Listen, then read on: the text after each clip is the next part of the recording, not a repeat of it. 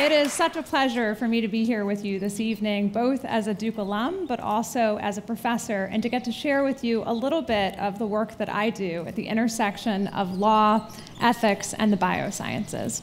Consider this: the average human thinks 70,000 thoughts per day.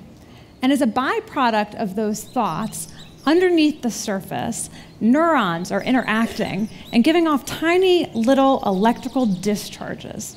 As those electrical discharges start to manifest in patterns, those patterns result in singular thoughts, like, for example, a math calculation, or a broad emotional state like paying attention, which I hope you're doing right now. But as we experience a dominant emotional state like relaxation, for example, what happens is that there are concurrent electrical impulses from hundreds of thousands of different neurons that are interacting underneath the surface.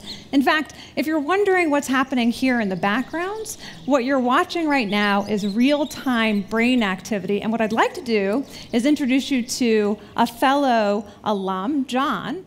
Let's welcome John. Right now, what John is doing is he's wearing for us the first of its kind consumer EEG device. And what we're seeing right now in real time is John's brain activity. This is extraordinary. Truly unbelievable that he's willing to share it with us. And if we pause and let John reach a state of relaxation, what we'll see is that his brain activity will start to be within the range of 8 to 12 hertz, which are called alpha waves. And those alpha waves manifest, you can see here on the stage, by increasing birds chirping. And what he's really trying to do is get increased green bars up at the top. This is extraordinary activity that we're actually seeing here in the brain, and it's an extraordinary technology because John hasn't uttered a word, and yet you know how he's feeling. That's amazing. But it's amazing for another reason too, because the way in which we're actually able to see what's happening in John's brain is that this EEG device is communicating with an iPhone that's in the back of the room. And the way that it's communicating with that iPhone in the back of the room is via a technology you're familiar with, Bluetooth technology.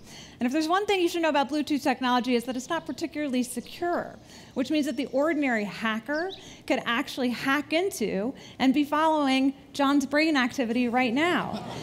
And not only could the ordinary hacker be doing it, but so too could the NSA. So the NSA now can not only read your emails and your telephone and listen into your calls, but they could be spying in on your brain activity. Thank you, John, for sharing your brain activity with us. We really appreciate it.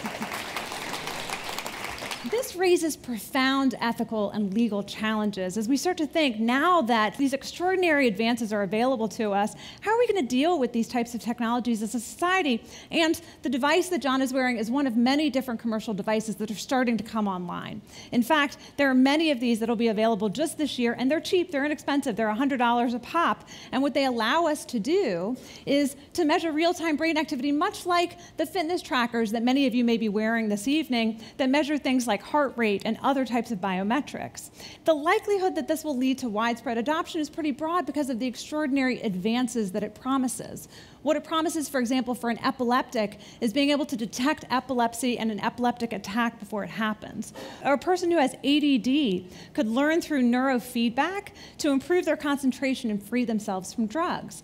That's fantastic, and one of the things that should comfort us is this is just a one-way type of device. All it's doing is detecting activity. It isn't actually changing it. So the NSA might be able to listen in, but they're not going to change anything quite yet.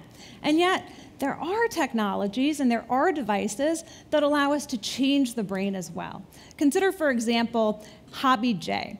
Hobby J is one of the smartest rats that are out there. And Hobby J is probably not smarter than you are, but is definitely smarter than the smartest rats. He's able to remember objects 3 times longer than the average rat is able to do so. And the reason is because we've transgenically modified certain regions of the brain in Hobby J that allows for improved memory reception.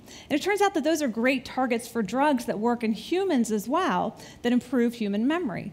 That's that's fantastic for people who have Alzheimer's disease and for people who are suffering from memory loss.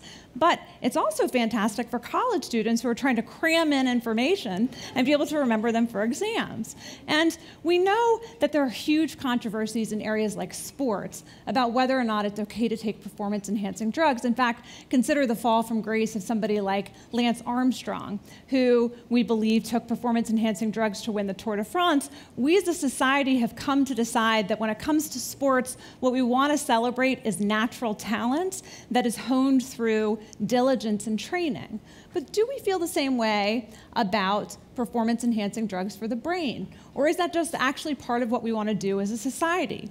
If a college student were to take a performance-enhancing drug, like one of my favorite drugs, which is called modafinil, in fact, you might want to write the name of that one down, because modafinil was first tested in Air Force pilots in order to figure out whether or not we could keep them awake longer without having a decrease in their motor capabilities. And what we found was that after 72 hours, when they took modafinil, they did just as well on motor IQ performance and motor coordination as if they had had 7 hours of sleep per night. But something else and remarkable we discovered as well, which is not only did they do well on motor coordination, they did better on their performance IQ, better than people who had slept 7 hours per night. And there appears to be virtually no side effects of these drugs. And what works in Air Force pilots, of course, works in the rest of us too. And so this is a drug that has become more popular than drugs like ADD drugs like Ritalin and Concerta. Is it cheating if a college student takes one of these drugs in order to do better on an exam? Well, if they're a Duke student, the answer may be yes, because Duke University is one of the first places in the country that has put into its honor code that taking performance-enhancing drugs counts as cheating. Do we think that's true? Do we think that's the right answer? And just as we can enhance our brains, we can also diminish our brains. In fact, I suspect some of you might diminish your brains or might already have by having a drink this evening. There are other ways in which we can diminish our brains which might have even more socially beneficial effects. Consider, for example, if a rape victim were to go into a hospital, an emergency room, within 24 hours of having been attacked. If during that time she's offered this drug, which is propranolol, what could happen is that it would interfere with the fear memory that she would experience. That is, she would remember the event itself, but she wouldn't remember the fear that was associated with it. That has tremendous implications in that she wouldn't develop post-traumatic stress disorder. But it also means that she wouldn't be a very good witness against the perpetrator of a crime in a criminal case, nor would she be likely to recover the same amount of psychological pain and suffering damages when she sues the perpetrator. Would we come as a society to regard rape as a less traumatic event in society? Would we come to regard events like war as less problematic if we're able to blunt ourselves against the emotional implications of these things through drugs? These are the questions that I'm addressing in my research by looking first at whether or not our legal institutions really answer these questions for us and help us think about how to address them. Consider whether or not the US Constitution provides us any guide. The First Amendment, which protects freedom of speech, might also protect freedom of thought. Does it safeguard us from the NSA spying on our brains? Does it allow us to make choices about the ways in which we want to use our brains, whether to enhance them or diminish them? If the NSA gets its hands on these technologies, will the Fourth Amendment, which protects against unreasonable searches and seizures, tell us that they can't spy on us without getting a warrant? Or instead, will we decide, because there's no physical invasion in our brains in order for them to listen in, that it doesn't violate the Fourth Amendment at all? We'll have to decide in this era of decreasing privacy and increasing transparency whether or not our brains are an area that we have to uniquely safeguard. Is there such a thing as mental privacy? As we learn about increasing leaks and increasing surveillance through leaks from somebody like Edward Snowden, do we think that there's at least one space that we should keep safeguarded and protected from others? And is that our brain? Will we decide that there's a thing that we can protect called mental privacy?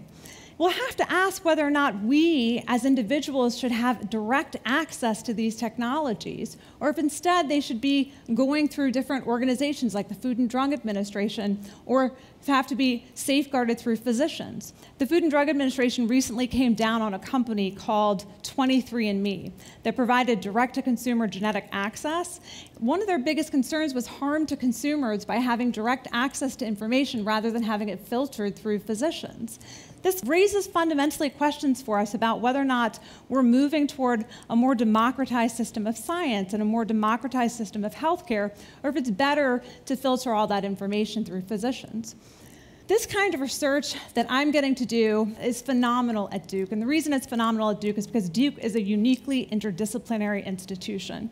I'm a person who's able to be a law professor, also work in ethics, and had the opportunity to launch this new campus-wide initiative this past year called Science and Society. And in Science and Society, what we're doing is we're challenging scientists and students across campus and hopefully across the world to think not just about scientific advances, but how those scientific advances impact society and can improve our lives. As part of this initiative, we've just launched a master's in bioethics and science policy, which is admitting its first students to be enrolled this coming fall.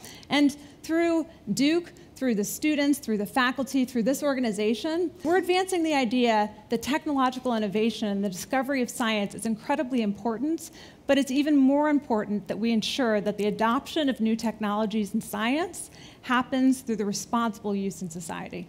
Thank you.